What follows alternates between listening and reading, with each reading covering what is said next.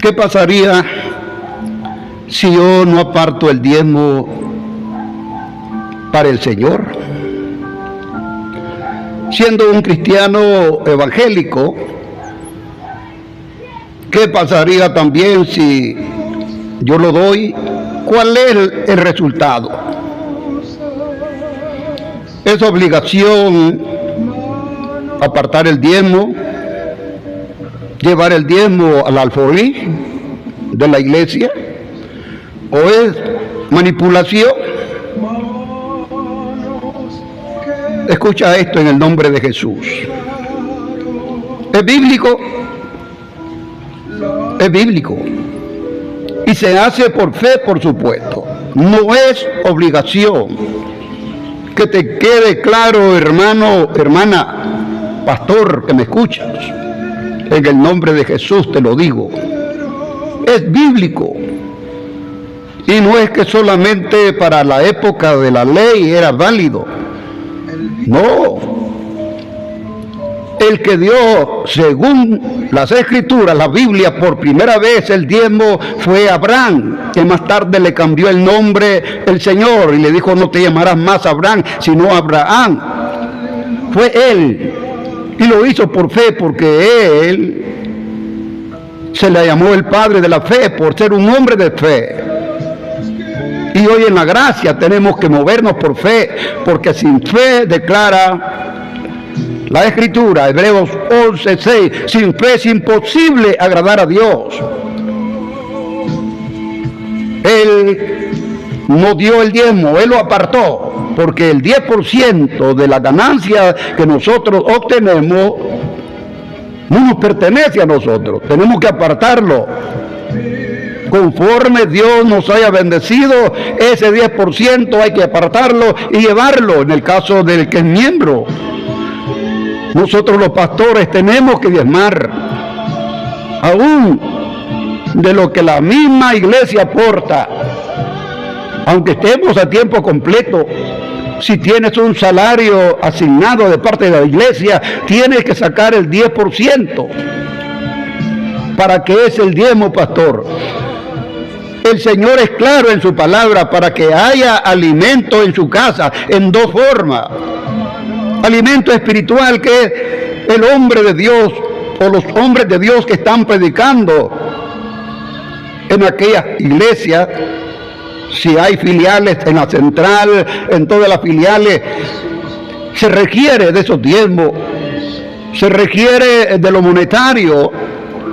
Pero no solamente eso, también hay ancianos, ancianas, hay viudas, hay personas desposeídas, enfermos. Para todo eso se utiliza para sufragar gastos de todo lo que concierne la obra del Señor. Haya alimento en mi casa, espiritual, palabra de Dios, predicación, y también para aquellos que se les lleva esa ayuda financiera que lo están necesitando. Para eso es. Pero cuando tú o yo no lo doy, nos acarreamos una maldición. Malaquías capítulo 3, versículo 8, maldito soy con maldición, porque toda la nación me habéis robado. Y todavía se preguntan: ¿en qué te hemos robado, Señor? En vuestros diezmos y ofrendas. Tráiganlo todo. Traed vuestros diezmos al alfolí. Allí es, sí, llevarlo, porque tienes que llevarlo al alfolí, para que luego los administradores de aquella iglesia, ya sea el pastor, el cuerpo oficial, van a saber en qué utilizarlo. Ahora bien, si no lo das, hay una maldición. Allí está Malaquías 3, 8 en adelante. Pero ahora que lo has dado, has apartado todo ese diezmo, Dios promete. Esta es la única parte en la Biblia que Dios reta al hombre. Dice: probadme en esto, si no abriré las ventanas de los cielos y derramaré bendición hasta que sobreabunde. Escucha esto: hasta que sobreabunde. Probadme, dice el Señor. Y cuando lo das, el Señor va a reprender toda plaga que pueda afectar tu vida. Allí lo dice Malaquías. Es una bendición. Pero Abraham lo apartó primero, luego no había nacido ni tan siquiera el hijo de la promesa, Isaac. Luego nace Isaac, de Isaac nace Jacob. Y de la familia de Jacob son las 12 tribus de Israel, donde aparece ya más tarde lo que es el pueblo de Israel. A Jacob Dios le cambia el nombre en aquella oración de clamor, porque estaba siendo perseguido por su hermano Esaú.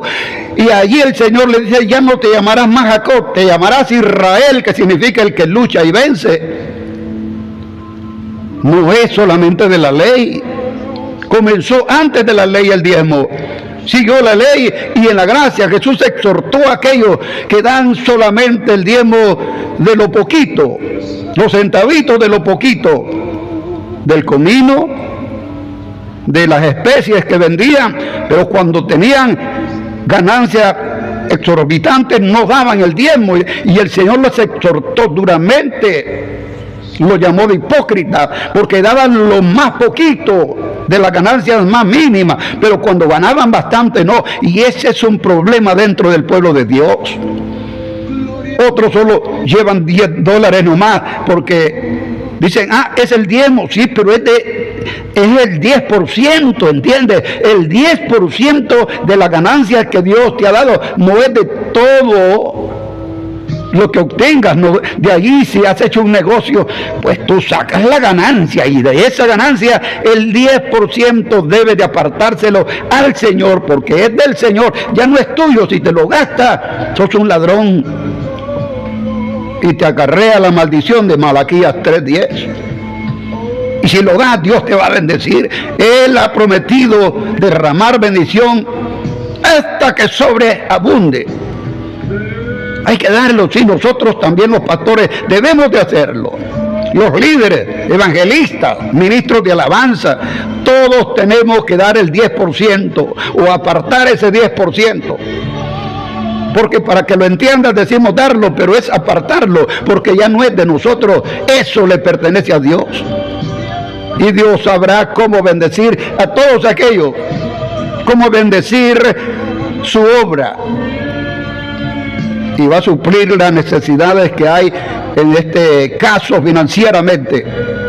La iglesia que da su diezmo y ofrenda no necesita de nada más ni de rifa. No necesita de andar pidiendo con un costal casa por casa a los inconversos. La iglesia que da los diezmos es prosperada por pocas personas que sean en aquella congregación. Si dan los diezmos y las ofrendas, no va a hacer falta nada. Nosotros lo hemos visto, yo como pastor. Nuestra iglesia es pequeña en número, pero no nos hace falta nada, bendito sea el Señor. Siempre hay algún dinero para ayudar al enfermo, ayudar al necesitado, ayudar si aquella persona no es cristiana, tampoco le ayudamos tampoco. Sí, le ayudamos, claro que sí, porque hay gente que solo ayuda al pueblo cristiano. ¿Y qué pasó con los inconversos? ¿Qué pasó con los que no son cristianos? Hay que ayudarles. Es otra forma que Dios puede tocar el corazón, no solamente para que se le ayuden, sino saber que Dios es un Dios de orden y que es el mismo de ayer, de hoy y por todos los siglos. Más te vale apartar el diezmo para el Señor. Más te vale ofrendar generosamente y Dios te va a bendecir. Hasta la próxima.